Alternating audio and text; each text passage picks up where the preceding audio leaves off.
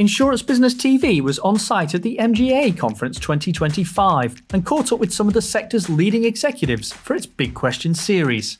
In this edition, we ask, how are retail broker relationships evolving with the MGA market? So we have 8% of our membership are actually on a B2C basis. It basically concentrates in the non-standard home, travel, pet, and a little bit in motor.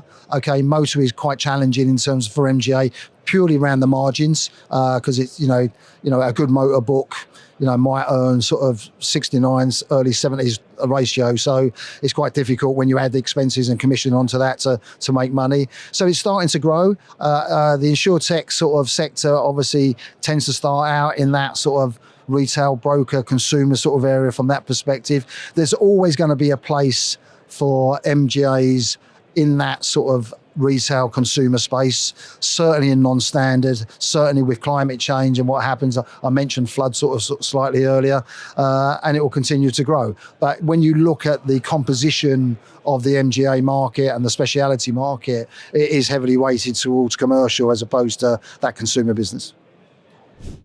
Yeah, that's a difficult one. I think retail broker consolidation can be an issue.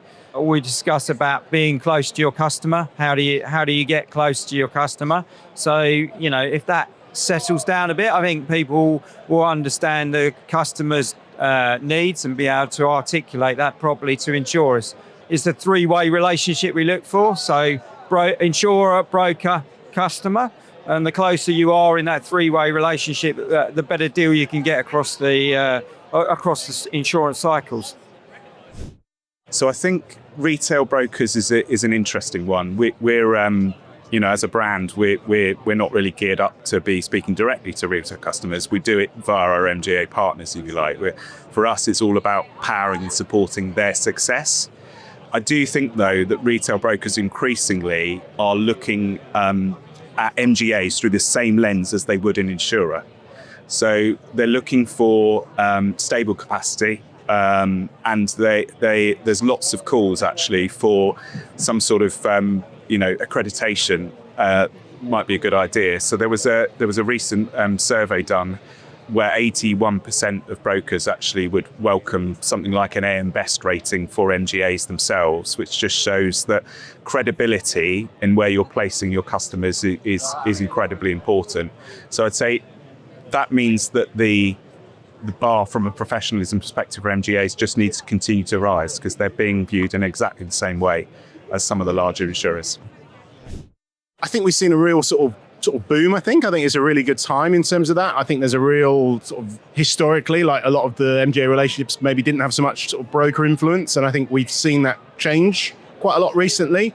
And also, I think what MGAs can do in that space as well. So certainly, we've seen a lot more MGAs taking on more of the process, so they can offer more to a broker. It's not a case that they're just going to provide the policy and then the broker's customers want to make a claim, they have to go back to someone else for an insurer. A lot of the MGAs are now either taking claims in-house or owning that a bit more via a TPA and having a bit more of a robust relationship.